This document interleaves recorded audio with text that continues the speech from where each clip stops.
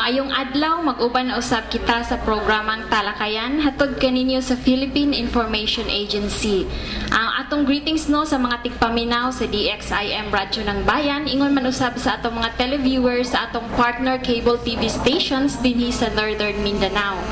So mga higala, September na pod karon no, and matag tuig ginasaulog nato ang Philippine Civil Service Anniversary.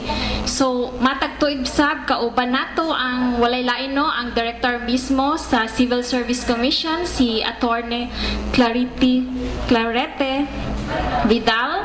Good morning, ma'am. And yes, every year yun na sila dinhi. So ang Civil Service Anniversary wala man lang kini naglangkob sa CSC but ingon man usab sa tanang kagamhanan tanang naa sa panggobyerno no. So for a start no, siguro let us welcome the message of Attorney Vidal aron sa pagsaysay kung unsa gid kining Civil Service Anniversary, ma'am. Salamat. First of all, I would like to thank our partner, ang PIA, no, kay isa giingon sa unahan kada tuig ato ning ginahimo. Tama lang naman nga ato ning himuon para pod ma-inform ang publiko kung unsa na ba ang dagan sa pantrabaho sa gobyerno. Now, as earlier stated, we are celebrating the anniversary. This is the 113th anniversary of the Philippine Civil Service. Nga ang tema mao ang tatak lingkod bayani, no? Tatak lingkod bayani ay pagmamalaki, pagbunyi, pagsigaw. Now, tatak, I understand, is brand. So, ang brand sa mga empleyado sa gobyerno, public officials and employees is lingkod bayani. Public servant hero, no, servant hero, and indeed this brand is really true, and we should give meaning to this. Kay kung naata sa gobyerno as servant heroes, we should show that sinceridad sa atong panerbisyo, no, dili arrogante, although ang arrogance kanunay kining madungog sa among opisina, most especially from our call center gikan sa Manila nga gi-forward sa amoa. So ang sinseridad, ang kredibilidad, no, ang kredibilidad, ang integridad sa mga empleyado sa gobyerno, both public officials and employees, that we are able to keep our integrity intact, that we are able to keep our credibility intact, that as servant heroes, we don't take advantage of anyone's weakness, no? We don't take advantage of anyone's goodness, but we take this, in fact, even as contributory factors atua nga madagdagan ang atong sinseridad paghatag sa ilahang serbisyo. Now, this 113th anniversary, pag-celebrar, nag-line up ta of different activities. At yung Sunday, we opened with a fun run, participated by different national government agencies o ang PNP, no? Dunay assistance dito, and I would like to thank this instance, I'd like to thank all the participating agencies sa ilang mga assistance nga gihatag atong opening nato atong Sunday nga fun run.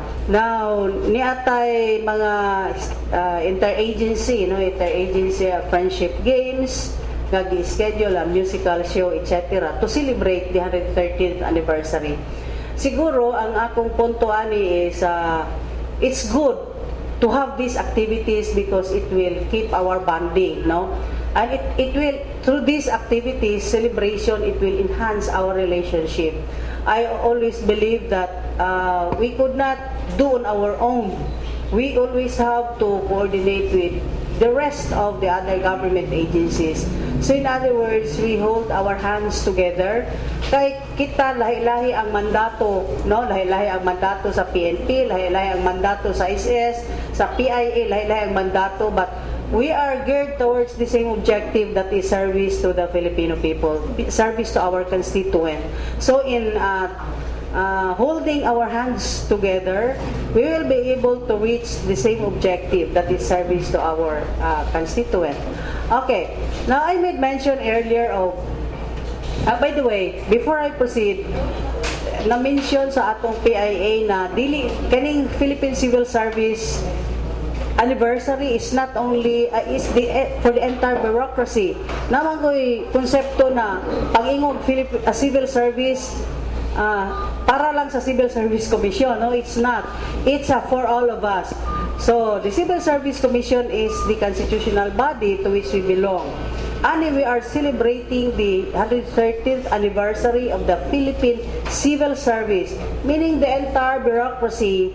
We are the men and women, no, composing the entire bureaucracy, the entire government, who of course are expected to be sincere, to give our best service to the public, to our constituents. Now, I made mention early on of sincerity. Of course, kung nalang tay sinceridad, our credibility is being intact, our integrity, as I mentioned, wala man siguro problema pag-deliver of good governance. No? When we speak of good governance, it is running the affair of our own government. We have our own government, the Civil Service Commission, you have your own government, in other words, mekanismo. No?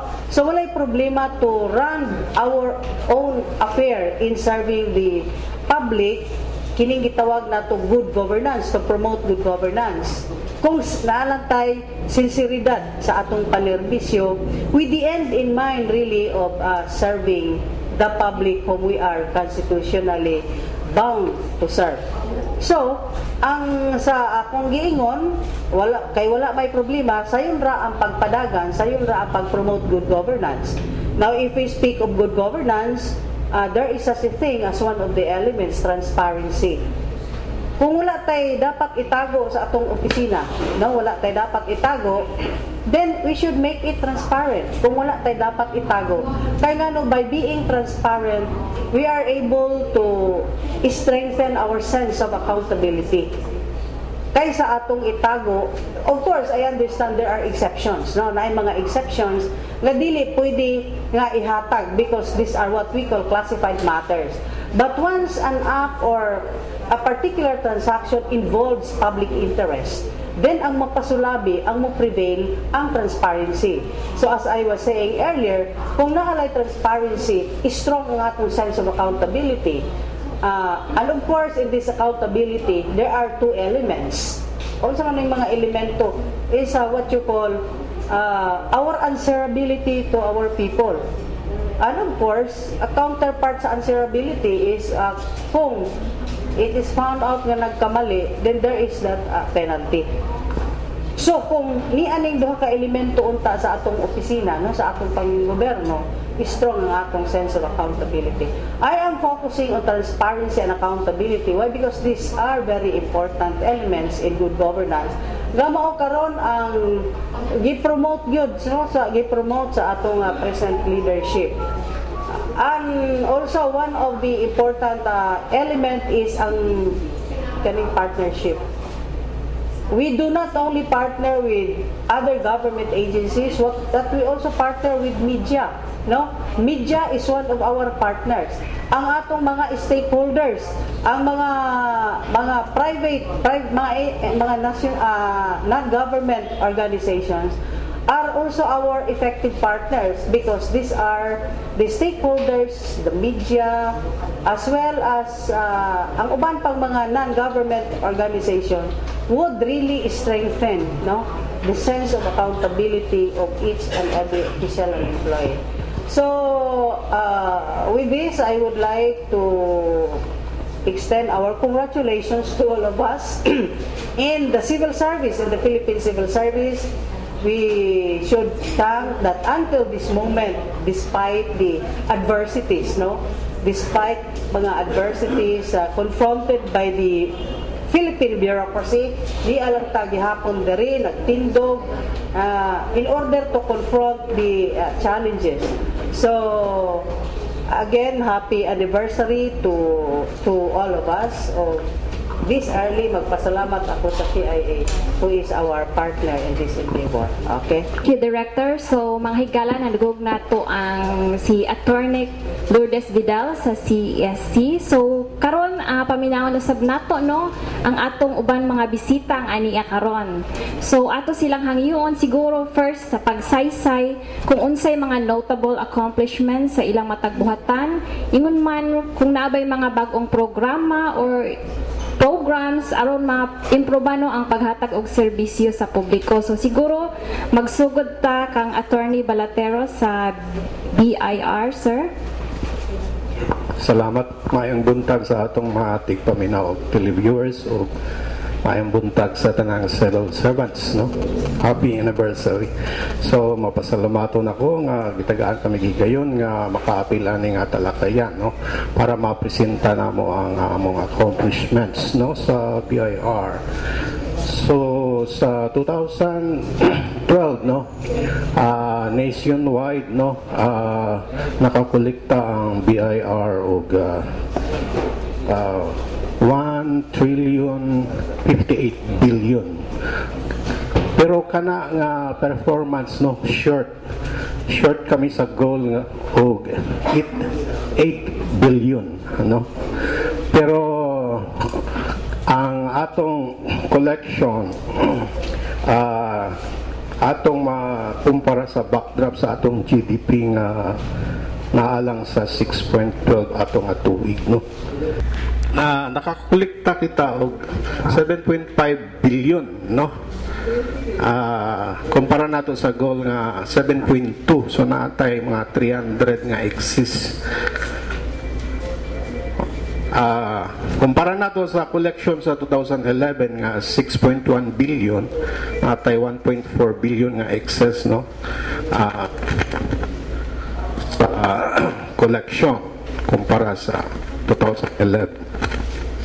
Sa 2013 ang BIR na ay goal nga 1.253 trillion. So na ay increase nga 187 billion sa goal nga naka-assign itong 2012. Programa, no, sa BIR. Nakita gitawag og Run After Tax Evaders Program, RAID, no. Na po kita'y uplan kandado. Unya, mabasa na sa newspapers ang focus investigation on professionals ug strict monitoring sa estate tax cases. As of August 22, no, doon na nakita'y 183 cases nga na-file sa DOJ, no. Ang mga changes nga gi-envision, no, sa BIR, no. In fact, kini nga programa so sa 10 years wala pa gid mahuman, gihinay-hinay lang kaya ang budget manggod nga gihatag sa BIR medyo kulang gyud, no. Mao kini ang computerization sa BIR, no. Last month lang nga atong gisugdan ang pag-appeal sa computerization ang Marawi. So ang mga programa nato nga nakasulod na sa computerization, kanang collections and bank reconciliation, ang atong registration sa atong mga taxpayers nga doon na po kitay kanang TIN, tax identification number, no, verification, appeal na ang application, no, web-based na sa internet na, no. Anya nanapog kita ka nang gitawa og AFPS, no, filing and payment sa atong mga taxpayers based on internet.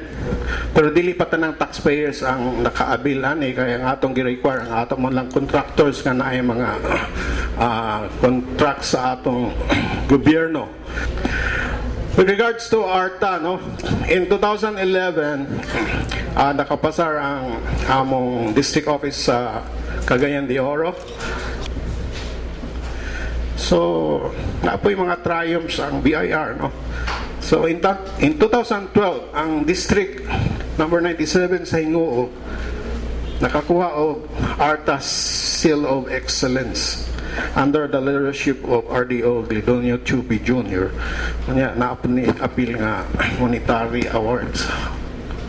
Si Director Vidal ata ang naghatag. O usab ang isa sa atong Revenue District Officer si Amino ding makarampat sa Marawi, no? Nakadawat siya itong 2012 gyapon Presidential Lingkod Bayan Award. Dito kini gihatag sa Malacañang. Doon na po siya monetary awards nga more 200,000. So katulang ang ma-report sa ang NSO has two mandates: statistical, delivery of statistical services, and the second is civil registration services. Ang pinaka-popular ani ang among civil registration because dito kapangha sa among opisina og birth certificates, marriage certificates, and more, o kanang death certificates. So ang sa among statistical services sad, we are conducting surveys quarterly, no, ang quarterly survey, ang atong labor force survey, ang atong quarterly survey of Philippine business and industry, and ang among nahuman lang no recently was the census of agriculture and fisheries.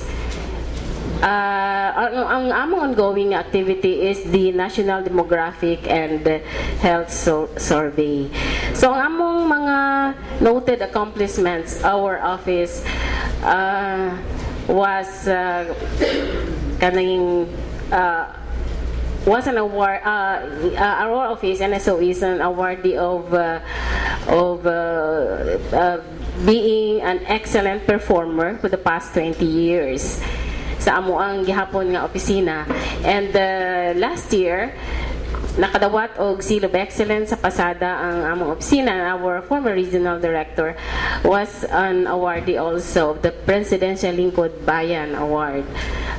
Twice yan, no, naka-award. And the innovations that we had, no, with the now sa amo ang outlet. Our outlet is fully air conditioned, and we have devised means para magamay na mo ang ma-move-an ang paghulat no sa kliyente sa ilahang mga dokumento nga ilahang gikuha diha sa among opisina.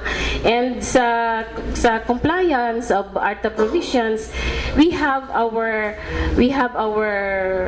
kaning complaint desk, among public assistance desk, dayon naami box no for complaints kung naami mga reklamo ang among mga kliyente, pwede nila i-drop dito sa box nga among gi-provide.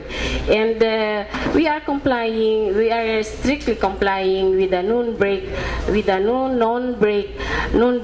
policy, and we have sa amo ang outlet, we have lanes for the senior citizen, the kaning mga disabled persons, kaning mga pregnant women, no, and we are strictly complying with the citizens charter. Ang among triumph and sacrifices as public servants, our outlet employees are coming into the office 7 o'clock in the morning so that we can serve our clients as early as 7 o'clock. So instead of coming at sa 8 o'clock, we start our services at 7 o'clock. So incidentally, SSS also celebrated its 56th founding anniversary on September 1. So kasabay din kami ng Philippine Civil Service na nag-celebrate ng anniversary. Ang amin pong team for this year is SSS, nagpupugay sa miyembro, believe kami sa'yo. So if you will note, our team, the spotlight is focused not on the social security institution, but on our members. Because without our members, we believe that SSS will not be here. So as we are all aware, the mandate of the SSS is to provide social security protection to our members and their beneficiaries in times of contingencies resulting to loss of income or financial burden. Like, so we provide death benefit, retirement benefit, sickness, and maternity.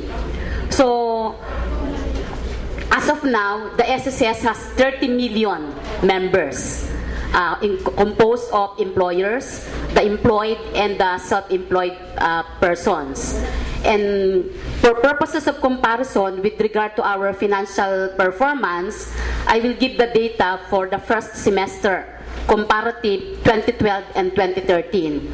For contribution collection, the SSS collected 50.84 billion in the first semester of 2013 as compared to 46.68 billion in 2012. With regard to investment and other income, the SSS earned 17.84 billion in 2013 as compared to 18.32 billion in 2012. With regard to benefit payments, the SSS paid 43.46 billion in 2013 as compared to 42.75 billion in 2012. So our net revenue in 2012, it's 18 billion, and in 2013, our net revenue is 21.6 billion. So with regard to the programs that we are now implementing, the operations of SSS, we have the so-called 4 pillars of governance of the SSS. So we have to improve our financial viability, we have to enhance our service delivery system, and of course, our coverage and collection. So yung program po namin sa coverage and collection, we are cognizant of the fact that our economy now is being primed or pumped up by the self-employed sector. So most of our programs now are anchored toward the coverage of the self-employed people. So especially so, we have the recent law on kasambahay, although even prior to 2013, we are already implementing the compulsory coverage of the kasambahay. As of June 30, we have already covered around 80,000 kasambahay. And then we are continuously improving our e-services. Our branches now have the so-called e-center, wherein our members can avail of the services through online inquiry. So they can verify their loans, their contributions, their eligibility to benefits through the online service. They can also submit their reports, collection report on contribution, collection report on salary loans. They can file already them through the internet or through online. And then we have also implementing this annual confirmation of pensioners, wherein we required our 1.5 million pensioners all over the Philippines to confirm their eligibility to avail of the benefit, because we know for a fact that there are pensioners who are no longer entitled to receive benefits, like those who have died already, or those who have remarried, or those who are re-employed or become or have recovered. So we, with this, we were able to cancel so much pension, and these benefits or this pension will be reverted back to our funds. So we are also bringing our services closer to our members. Just recently, we opened our service office in Robinson Malls, and all over the Philippines, we put SSS offices in malls so that we can serve our people right then and there at the malls, even after office hours. Then here in Northern Mindanao, we are planning to put up an office in Tagoloan. So hopefully before the end of the year, we can put one office, district office in Tagoloan, so that our members somewhere there in Villanueva, Claveria, Balingwan, and Balingasag, and nearby places can have their transactions entered into in Tagoloan without need of going to Cagayan de Oro City. So that's one way of bringing our services closer to our members. So with regard to ARTA compliance, we are consistently and continuously improving our performance to pass the ARTA compliance. So We have public assistance desk, and of course we know for a fact that our office is really, I think, pwede ko ipagyabang na ang building ng SSS is one of the most modern and have the best amenities here in Cagayan de Oro City. Good morning, and the Police Regional Office 10, under the leadership of Police Chief Superintendent Catalino B. Rodriguez Jr., is in solidarity with the rest of the whole civil servants force throughout the country in celebrating the 113th Civil Service Day, and with the theme of tatakling gudbayan, isa buhay, malaki at ipagbunyi. So when our Police Director General Alan Lamadrid Purisima assumed his post as the Chief PNP, he laid down his strategic focus under the keyword Code P 2013 and beyond. This strategic focus is the PNP's blueprint towards the realization of the PNP Patrol Plan 2030, which means that this is a peace and order agenda towards transformation and the respect of the rule of law. In achieving these ends, the PNP is already achieving the following, which is to increase the logistic capability fill up of all the PNP forces nationwide, which is now placed at 72%. We are already constructing additional police stations to further increase the total number of standard police stations nationwide. And we further enhance the competencies and improve discipline and morale of the police personnel. Presently, we have conducted a more comprehensive assessment of PNP applicants with the aim in view of selecting only the best and the brightest to join our ranks. In fact, with the recent examination, IQ examinations given to the present applicants, out of the 751, only 253 passed, and we will be short of another 53 because we have a quota of 306. But for now, we have to go. We have to make do with that because we have to achieve our objective of selecting only the best and the brightest to join our ranks. We also have in place assessment centers for third-level police commissioned officers. Before they will be promoted, they will have to pass through a battery of tests and interviews to really deserve their promotion. We have also upgraded and enhanced the knowledge and skills and abilities of each police officers through the conduct of quality training and education.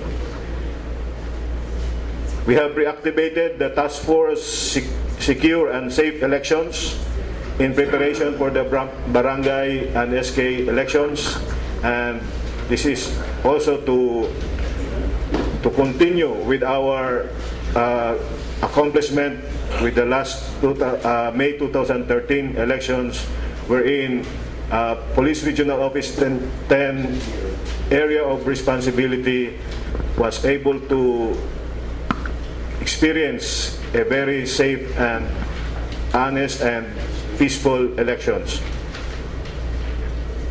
Make all police stations compliant 100% to the electronic projects or e-rogues, e-gallery, and develop the individual performance scorecard, which will serve as the primary monitoring and evaluation mechanism to ensure individual performance. So each and every police officer, from the chief PNP down to the individual police must have this individual performance card or scorecard, so that this will be his Bible in his everyday patrolling, whatever the job description tells him to do.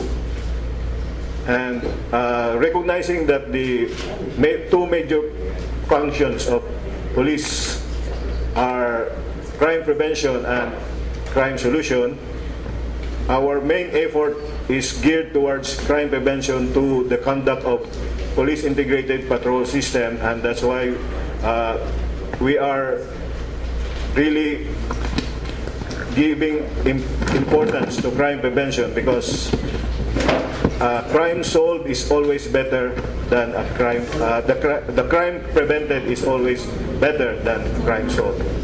Maayong buntag ug nagpasalamaton kami sa TESDA Regional Office sa Region 10 kang Attorney Vidal for inviting us to be one among the agencies na magpakita sa among mga accomplishments. So I will start with one noteworthy accomplishment for TESDA as a whole, being mentioned twice during the State of the Nation address of President Noynoy Aquino, for our contribution to the increase in employment of our skilled manpower. So as TESDA, it is our mandate to provide directions, policies, standards, and programs relative to towards quality technical education and skills development. So kami sa TESDA, we set the policies, the standards, and we have crafted the National Technical Education and Skills Development Plan. Along this line, we also have regional Technical Education and Skills Development Plan and Provincial Technical Education and Skills Development Plans, which serves as a blueprint for the comprehensive development of our middle-level workforce. Kasi we need to respond to the industry requirements, not only locally but internationally. So TESDA also is very proud that we are one of the public government agencies na ISO certified. ISO for the quality management system we have set long time ago. Actually, TESDA is now 19 years old since its inception in 1994. So, teenager pa ang TESDA. We just celebrated also, ma'am, our anniversary last August 25, and our theme is tatak na integridad, serbisyong de kalidad, kaagapay sa pag-unlad.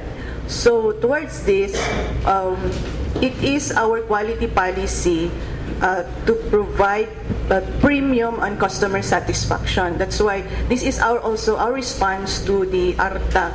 So our national office, along with our executive offices and some regional offices, together with the provincial offices, have been ISO certified this year. So for Region 10 and the rest of the regions, 8 regions, I think, we are working now towards ISO 9001-2008 certification. This is an improvement in, to reinforce our quality management system that we have already set, and also our 2 standards systems, the assessment and certification, which provides a system to elevate the status of our skilled workers by professionalizing them and providing them the national certificates as if they pass the national competency assessment. So the other standard that we have set, and which is also an ISO certified standard, is the registration and accreditation, or the acronym for this is the Unified Tibet Program Registration and Accreditation System. So all Tibet technical vocational institutions must with the VET qualification or technical vocational education and training qualifications must register their programs with TESDA. So dapat tanan technical programs rehistrado sa TESDA before a technical vocational institution can operate them and collect fees. So we are very strict on that. The third major program that TESDA is we also give support to TVET provision. So we have technical TESDA technology institutes around the country, and this provides quality technical training, and then we also provide scholarship to our applicants for training. So we have 3 major scholarships. We have the private education student financial assistance. We have the training for work scholarship program because it is leading towards work qualification. So this responds to the labor market demand. And then we also have the iCare, which is provided, the funding is provided by the local government or the congressional or from the congressional budgets. So far, these are the major programs of TESDA, and if I will include some data, for the last 2012, we have provided assessment to, this is for the regional data, to 28,854 competency assessment applicants, and 24,691 of them were given national certificates. So that's all for our... For a brief background of DepEd Region 10, kami medyo may diferensya sa BIR, kay hamo is 14 natakaron nga divisions. So 14, itong latest addition is the division of El Salvador City. So ang atong DepEd Region 10 nag-compose of 5 provincial divisions at mao kani ang Bukidnon, Misamis Oriental, Misamis Occidental, Camiguin, and Lanao del Norte. Ug ang atong mga city divisions, of course, atong Cagayan de Oro City, Tingog City, Malaybalay City, atong Valencia City, and Oroquiera City, Tangub, Zamis. Ug atong latest edition, as I've mentioned, atong El Salvador City. Okay, so as far as accomplishment is concerned, I guess everybody is aware with the implementation of the K-12. Mamagin itong pinaka-focus karon sa atong DepEd, no? And so, we're now working so hard, starting with the training of trainers of the different grade levels. And lately, we have last summer, atong grade 2 and also our grade 8, which is the usual atong gitawag og second year high school before. May I just read to you our accomplishment. By the way, the DepEd Region 10 is composed also of 341 secondary schools and 2,086 elementary schools. Ug ang atong major accomplishment, doon na tayo increase as far as atong performance indicators, atong preschool enrollment. And basically, I guess you know nga na built into law ang atong universal kindergarten, and lately last May 15 ang atong K-12 law na gyud siya. And so based on the sa preschool nato natay increase of 91.31%. No, ang ato sang increase in enrollment rate from 657,435, now there was a slight increase atong enrollment sa elementary. Okay, and then doon na po tayo mga increased number of preschool classes from 3,589 to 3,812. Mag-focus po tagamay sa atong mga accomplishment gyud. One is that doon naman tayo gitawag karon nga bagong programa, not exactly bago, but it's about 2 to 3 years ang atong multi-grade, and then also datong mother tongue, no? So sa wala na hibalo ang ato karong elementary from grade 1 at grade 2 mother tongue ang atong gigamit, no? So kung unsay dialect sa kalugar mao na atong gamiton sa pagtudlo. But later then they will be taught with the different subject areas, especially in English in second semester. So doon na tana nagconduct capability building and reproduction of learning and teaching resource materials for multi-grade teachers. And also, we have assessed list learning competencies kay kani kuno magkanda kami examination sa atong mga bata atong i-identify kung sa gyud kakulangon sa kung sa gyud asa sila kung gitawag nato ng mga list learned competencies. And from there, ang DepEd dayon, labi ng DepEd Region 10, magama giday na siya mga interventions in order to address the problems. So ato nang gibuhatan og a kind of assessment, no? And then we reproduce already contextualized big books. When before, we used to buy commercial ones sa mga teachers. Now, ang DepEd na gyud ang nagama sa mga big books for our elementary pupils. Since we say that our vision and our mission is to provide quality basic education accessible to all, muna to all because we consider even the IPs, the indigenous people, and then we also have to consider the educational benefits and improvement of our Muslim education. That's why we have madrasa. No? And then, of course, our usual SPED, the special education for the mentally challenged and physically challenged youth. Okay. With that, talking about the IPs, nakakompile na ta mga Maranao stories. So that's how we call it a kind of accomplishment to DepEd nga ato gigi-cater nga ato mga Muslim people, no? And so we were able to compile them. We had some kind of interventions where we ask the help of our brothers and sisters, the Maranao brothers and sisters, to give us Maranao stories which can be used in the madrasa education. Okay, so that's it, no? And then also, with this, we have benchmark and reproduce modules for alternative delivery mode. Kaning alternative delivery mode mo kani siyang intervention para pag-address sa atong mga potential dropout sa school. Atong pinaka-mandate yun is according to Secretary Luistro sa DepEd, kinahanglan doon na tayo ginatawag og zero dropout rate.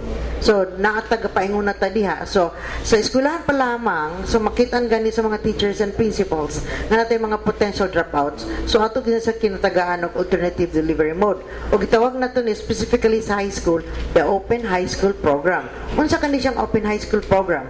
Kani siya modular ang approach niya ani. So, ang mga bata nga doon naging problema, butang ta ang mga bata niya sa mga plantation areas. Kani mga bata niya sa mga displaced areas because of let's say war infested areas. So ang may tabo niya ni tagaan ni sila modules, enrolled gyapon sila, in school gyapon sila, but they will be working on their modules, and then nadatay schema ginatawag nga mag face to face sila in a scheduled date with the teachers. So enrolled gyapon ang mga bata ug nagatuon lang gyapon sila, ani anchored gyapon sa K-12 mo nang gitawag na to Open High School. Okay, usap pag intervention ang atong ang DepEd, ang gigamas DepEd is kanang ginatawag nato og ESC, no? Usa kani sa ka intervention na gihatag dito sa private schools. Ang EXES mo ni siyang Education Service Scheme or ESC. Ang nagdumala na niya ang mga private schools. Any EXES enrollment from the public schools to ay butang sa private schools, tagaan kani sila og ginatawag nato nga allotment. Og pila sila kani 6,500 per student. So nakatabang ining dako. So wala i-capture man ginatawag mga bata kung may mawala na tay mata makita nga naglakaw-lakaw sa kadalanan, no? So manang gitawag nato nga usa sa mga intervention. So far on the way na ta sa atong mahimo natong zero dropout rate, kay doon na po tayo mandate kung mahimo 100% participation rate. So gatong atong gihimong partner ang atong mga locals, atong mga local barangay na again before enrollment nagigitawag nga balik eskwela campaign nga atong mga PTA na sila tanan gyud kahiusa nga aron ma-capture nato ang mga kabataan na sa field. In fact, the SWD is helping us on this also sa ilang ginatawag nga 4Ps. So, mao ni siya sanay sa mga nakatabang. Okay? And then doon na po tayo mga institutionalized barangay action on illiteracy eradication. Nagtabang po ka nato ang ALS. Doon na may division sa DepEd nga ginatawag og ALS, Alternative Learning System. Mo po ni sila mo capture sa out of school. So wala kita ginabiya nga mga bata. So may it be out of school or in school na agin na sila. Okay? So nakakadawat po kitag mga awards, no? Like 5th place in National Search for Most Outstanding Local Government Units implementing literacy program o ang kadawag taon niya ni sa city category ang Malaybalay City. O naka-recipient po ta sa Jean Lopez Award sa Bayaning Pilipino. Okay? So far mo itong mga accomplishment for this year. Doon na pa tayo mga daghan, but more coming this year. Thank you so much. As our support for the different activities of the Civil Service Commission 113th anniversary celebration, he informed me to just inform this gathering, this conference, that LT Parbi Region 10 is one of the consistent top-notcher among the regional offices of the entire LT Parbi in the country for the past 3 years. Another one is as to our compliance with the ARTA provision, vis-a-vis and the delivery of good services to the public. We want to inform this body that the rating we got recently from the Civil Service Commission when their report of findings, that our office got a final rating of 87.42. This is in line with our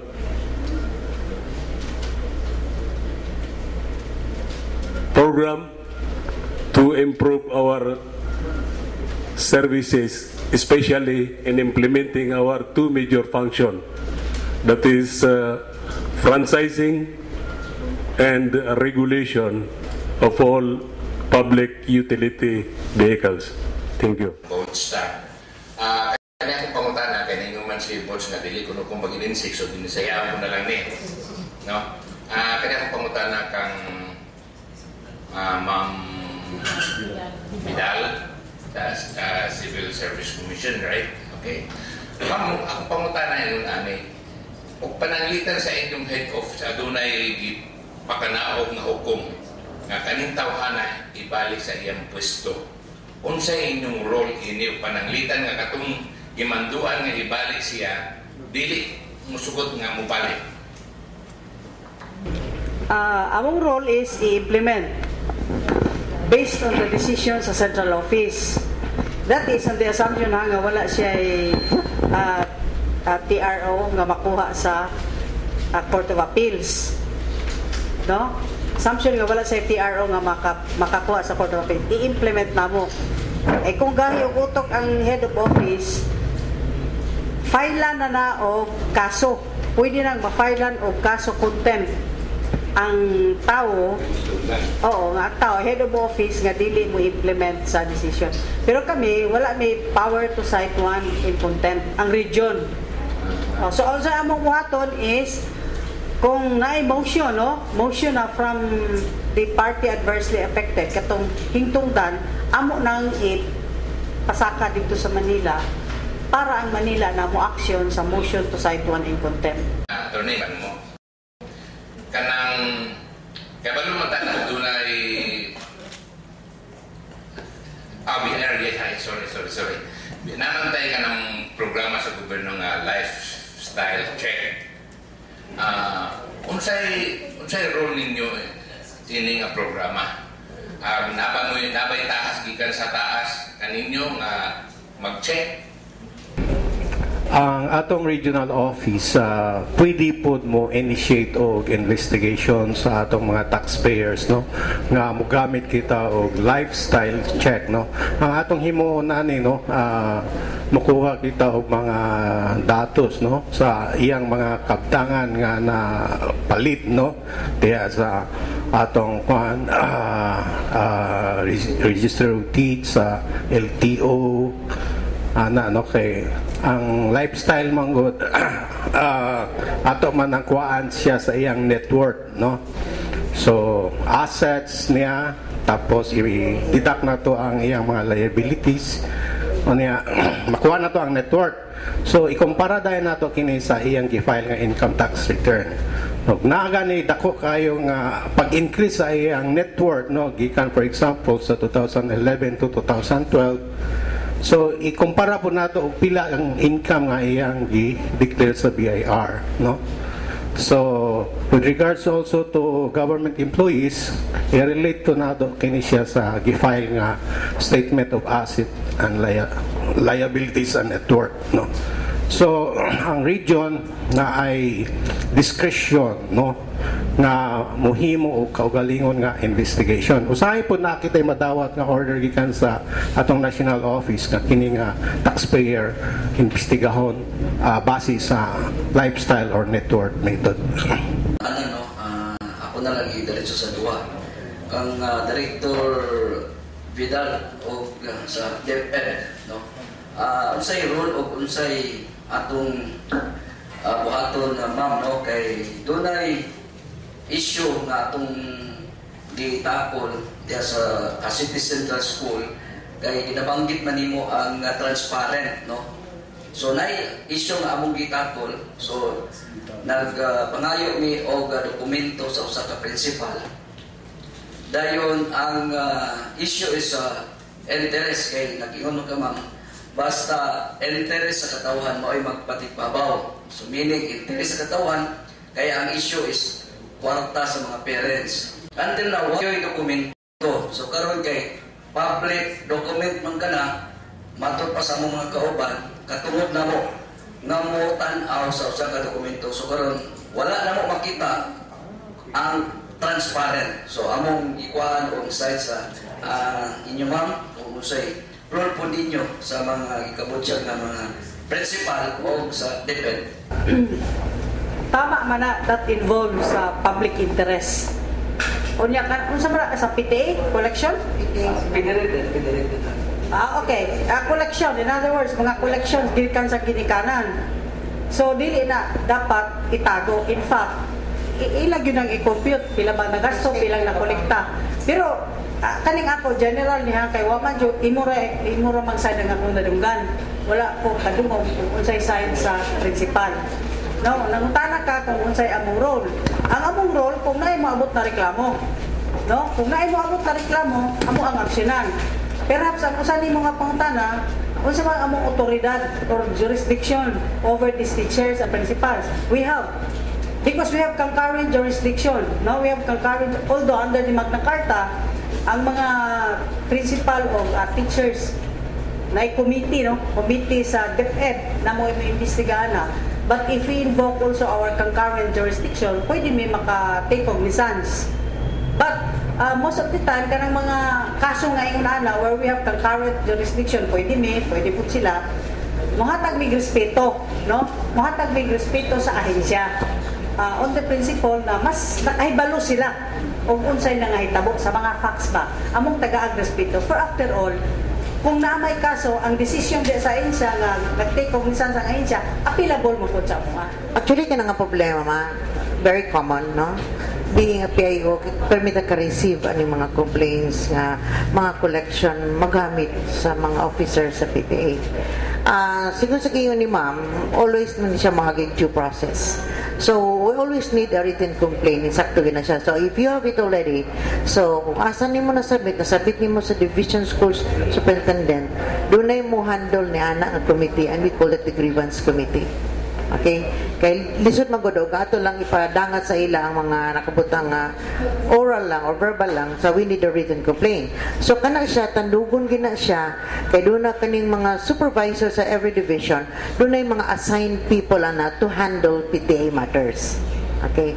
So mo na siya, dako ina nga isyo para namo, kay doon na biya tayo ginaingon nga transparency in whatever we do in the government. And so, nanglan ta sa statement of account every year. So for every year na change of compositions sa organization, dapat there has to be a turnover of these documents to the next group, to the next set of officers. O wala sa tamasayod, ka pa nato masubay gid ang sakto nga sitwasyon, kung doon na ba'y nahitabo nga turnover, kaya nga nung dito na ibawa nga doon na pangawkaw nga nahitabo sa pundo, sa PTA. Kaya dapat ka na, masayod ana ang school principal, masayod ni ana ang I don't know if the president's really involved. Kaya dapat siya federated PTA sa different schools of the division of Cagayan de Oro City. So kana siya, pagdako-dako ka na nga panalapi kay federated man gayon. So mo na, ako na sa ngayon nimo sir, tagay sa may copy, so we can also ask kay due process of protocol magyapon ta, ato gyapon pabaon gyapon ng schools division superintendent. Kung sa na status ana nga problema kanang isya. Sa Civil Service Commission na mapangutana, na-resolve na ba ang inyong doon naman tayo due process? Well, some of the due process, it take so long to resolve issues and concerns. For example, BIR, they need police power to run after taxpayers. So, why can't agencies as implementers have their own police power in order to resolve issues right there and then? Huwag dali. Kaysa maabot pag 17 katuig, 20 katuig, ay ma-resolve ang mga kaso. Ang kadwa na pangutana, being government, civil servants, what do you think of the Freedom of Information Bill? Uyon ba kamo sama sa gipangayo ni mga dokumento sa paninenta sa media, o yun ba kamo nga you will only say nga transparent, but then kulang mo yun ang information nga mo ikinahanglan para ang publiko, para sa among consumers ang publiko. So, what do you think of the Freedom of Information Bill? O yun ba kamo nga ipasa ka na? Yes, it's true. No, the BIR has police power. It's provided for in the National Internal Revenue Code. So balaod yun na ang BIR na ay police power para mapadali na to ang pag-implementar sa balaod sa pagkolekta sa taxes. So especially bahay na ning atong mga excise taxes. Agani may makita ng mga wines. No, wala gani na mabayaran ang excise tax kay makita man nato kay naman na siya strip stamps pwede na mo mag-confiscate dayon kuhaon na mo ang ebidensya. So pagkuha na mo sa ebidensya, then we can prepare the necessary information atag sa fiscal, so mapasakan nato ang kaso. So sa sigarilyo makita nato nga wala mabayari ang excise tax, so kana gihatag gayud sa balaod nga ang BIR na ay police power para ma-implementar ang mandato pagkolekta sa buwis. Favor of FOI, tama to imong gingon, transparency, I'm in favor. There's nothing to hide, di ba? There's nothing to hide. Kung imo mang itago, because there is something fishy in it. That is how I read it. Kung imo mang itago, because there's something fishy in it. Of course, there are mga, as I said earlier, mga confidential classified matters. Di ba? Matters involving security of the state. Dili man dapat yun ihatag. Because what will be at stake is security of the state. But generally, those matters that involve public interest and will not abort any solution of a case, dapat ihatag. Balik ta civil service. Ma'am, common kayo nga situation. Isa ka tao musulod sa opisina sa gobyerno nga tanaw, di gani ka tanaw, wala gani, di kasi kasuhod, kung dili mo dool sa isa ka tao mo, ma'am, sir, pwede mo mutana, ayaw pa i-entertainon. Wala gani, good morning. Wala gani. Di ba ang ngayon ma-remind Civil Service Commission, ang mga government offices, labi ng local government units, na kung may bagong naong musulod sa mga opisina, ang unang buhaton yung ipangutana, sir, ma'am, kung sa'y ato, Para, kung ba, pili nga maghuwag na lang na wingon nga pwede mo muta na. Hindi ba? Ang ngayon muta? Yes. In fact, are you aware of this call center ng bayan? Kaning call center ng bayan naani sa Manila, no? Ang uban mo diretso sa Manila og tawag. Pero kung ang nangahitabo diri sa region, i-refer na namo. I-refer nila diri. So, action na namo among tawagon, among attention ang office concern. We have been receiving. It's our frustration nga ang mga tao sa gobyerno mao magaling nga ang tatak is servant hero, pero ang it's our frustration mga tao sa gobyerno murag sila na puyari, no? Mura bag kanang wala gyud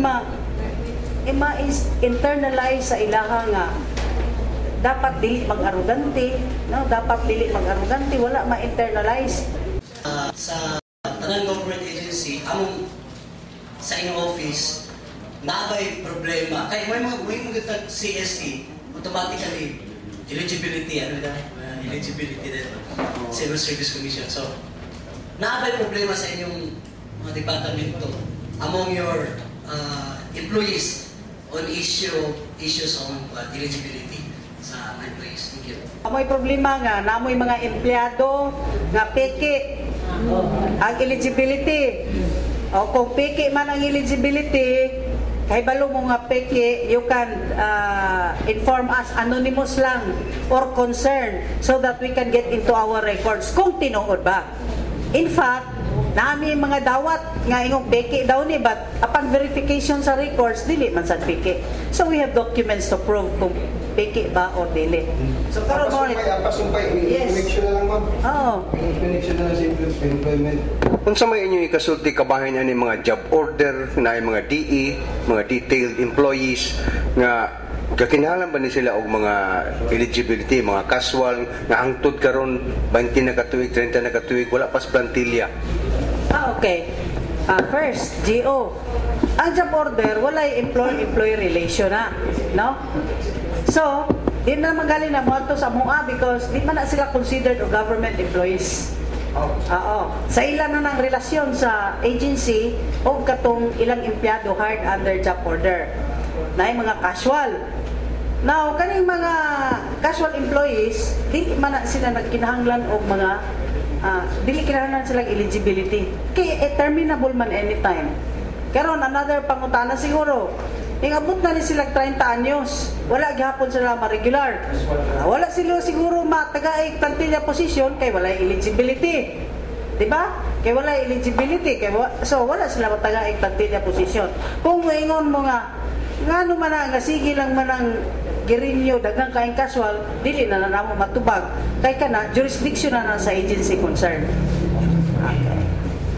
What about consultant, ma'am? Well, ang consultant, di-allow man na sa balaod.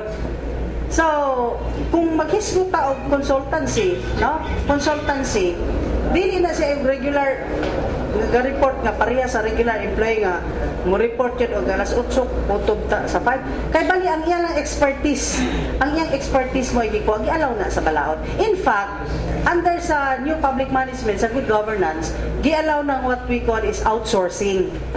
Outsourcing. Kay na may mga instances nga kung diha ta sa mode of outsourcing mas mukam nga barato, mas ang costuan ba ang cost niya mas minus kaysa ang empleyado mismo gahimo. Let's say for example janitorial services, dili lang po sa unsa no naman may sa gobyerno sa lagi madugay na sa trabaho matigulang na kanang mo tapol na bitaw nya minus na siguro kusog pag panrabaho pag paghinlo-hinlo. So dili ka naka example lang ni dili ka naka expect og kining mayo gyud na hinlo. So ang mga opisina ana nga uban mo outsource sila sa mga janitorial services. That is allowed pareho ra na sa contractual kay gikinahanglan na iyang expertise. Okay, sa BIR no, naka-experience sad mi nga dunay ilang kasano nga naay empleyado nga na hire uban gani pila nakatuig kunya moabot na lang ang communication gikan sa civil service nga piki ideya ang iyang eligibility. So wala may mahimo, no, so i-dismiss gid namo siya, pero wala na kaso nga i-file, no, i-dismiss na lang namo. So on the part of the Philippine National Police, we required all our PNP applicants that they should at least meet any of the eligibilities that we will require, particularly Civil Service Commission, from the Civil Service Commission and National Police Commission. This is police officer entrance, and or he must be a board passer of any examination given by the Professional Regulatory Commission. And as you go up the ladder, before you are promoted, we have eligibility requirement for each rank or position, for each rank particularly. Until the third level, you reach the third level that we require. Initially, we require at least you must be a holder of a CSE or CES. But since many of the police officers then were complaining that they have a hard time, so that's why the President then, Gloria Macapagal Arroyo, mandated that to have the so-called PESE, or which is an equivalent to a CSE, for promotion to Police Senior Superintendent and up.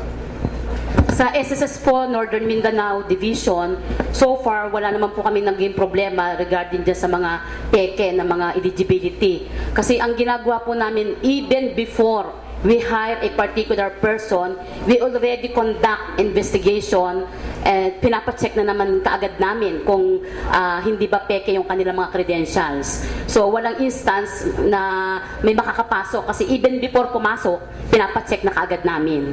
Sa among opisina sa NSO, walay problema, no, sa bahin sa peke nga eligibility. Before ka ma-promote or before ka mo apply sa isa ka position, there are set of qualification standards. So i-meet nimo na siya nga qualification standard aron ma-promote ka or makuha ba ka sa among opisina. And NSO is also conducting periodically karang mga group A training sa mga empleyado, as well as middle managers training dito sa Development Academy of the Philippines. No, this is free for employees nga naa siya sa middle management position. And from time to time also we conduct training sa amoang kanang mga frontline services, as well as development training sa amo administrative, and of course sa amo ang mga statistical employees. And for TESDA, sad to say that just recently with this, we have one employee was dismissed from work.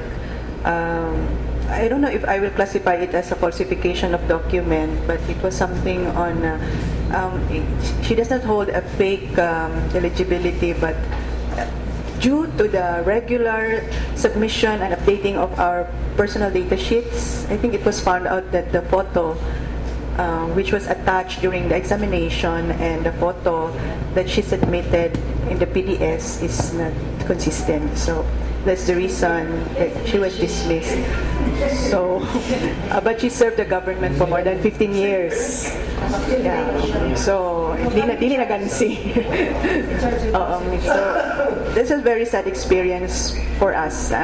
Anyway, TESDA has a personal development plan. So everyone, we are really, while we are into ISO certification, we would also like to capacitate our employees. So we prepare for the incoming technical positions, and but we also were one of the agencies that the RAT plan was approved. So we have this no fallout policy, but unfortunately may isang empleyado kami na who will be forced to avail of the retirement plan, which is also very good. So that's our update for testers. As far as DepEd is concerned, actually nami cases ana, no? So nagtay mga teachers nga nagdadala og license and only to find out nga dili kay ila. So kana bang magtake sa exam nga di mawang picture, dali man mausian, no? And then naamagi mga butang tanang ka mahitabo mo guni kay na mga nakarang unya ne bawa nila nakani sila nganing uban dili ilang mga eligibility, so mga anonymous letters, mga concern ana-ana lang, so tagaan maginag attention sa PRC even if it's anonymous or concern kuan lang siya. And so nahitabo niya na marag na apoy nga dismiss in town sa serbisyo para urada gidayon insigida gi-implement gidayon katong order nga dismissal of the case gagyan og ni mga entry points of important documents to present just to have a kind of verification sa ilang mga documents ipasubmit. But we have learned our lessons kinahanglan gyud tanawon gyud nato ang mga documents of unsa bagit peke pag dili kay sometimes they go into service manlangan-langan pa sa atong isun sa testa and then to find out nga peke din, so for usik nga kwarta sa gobyerno, no? Okay, fake eligibilities, no? Siguro ang porsyento sa amo nga kaso gihawakan fake mas gamay ang mga other offenses. Pero kaning fake eligibility daghan. So tama ang giingon sa DepEd nga kaluoy ba nga sa labi katong mga retirable na bitaw nga moabot sila sa ilang age nya maupay pagkadiskubre nga fake ang ilang eligibility. Yeah, dali naman na kay probar because we have documentary. It does not need testimonies. Wala na testimonial evidence. Documentary, we have all the documents to prove. Dali ra kay iprobar. So, instead na nagadamgo unta sila nga pag-retire nila, na gamay nga makuha, i-invest, etc. Mawala sila nga, wala gyud madawat, no? Wala gyud tayo madawat. So na kabay na usab no ang kapin sa oras. So aron to formally close our press conference, atong hangyoon si Attorney Vidal to say the closing message in behalf of the group. And of course, ma'am, before siguro pwede na itong mga say-say kung sa mga activities na gi-andam nato for the entire month na celebration. Then succeeding na ay inter-agency friendship games, no? Okay. Natay musical show, musical extravaganza, na ay murag trade job, not different but trade trade fair. All this naka-line up na, no? Sa kunya ka mo nakadawat naman po mo sa amo ang mga line up activities. Ako magpasalamat ko sa amo ang mga partners, no? Kaning atong mga partners nga partner agencies are really very supportive, no? Not only during celebration of Philippine Civil Service Anniversary kay para man sa tanan, pero tanang kalihukan sa Civil Service Commission anaagid na sila kanunay para nga mutabang nga mulampos ang activity sa Civil Service Commission. Particularly, I would like to thank the media, no, for coming here. Tama na lang kada tuig, kinsa tuig pasensya na lang attorney kay ikaw kanunay mapangutana. I understand that because it is a Philippine Civil Service Anniversary and this is being led. No, this is being led by the Civil Service Commission. And being the Central Personnel Government Agency, no? Kami ang prime mover sa good governance. So bali, connect mi ana in all agencies nagka-connect mi na ami sa center. So that is understandable nga ang mga questions ma-adto gyud sa Civil Service Commission. So again, thank you very much sa mga media practitioners, no? Thank you very much. And we would encourage you to please continue with your crusade for good governance. Through you'll be able to help us also, the Civil Service Commission, in promoting good governance. So thank you very much. So ni Regional Director Thelma Oliver ang ipaabot ang pasalamat usab sa Civil Service Commission kan Attorney Vidal sa pag-initiate ani atong aktibidad karon, and ingon man sa atong mga partner agencies who are here today, and of course ang atong mga kauban sa media sa ilang walay buas nga suporta no sa atong programa. So sa atong mga suking pigpaminaw sa pinaagi sa kahimanan sa Radyo ng Bayan, sa atong mga partner cable TV stations sa entire Northern Mindanao,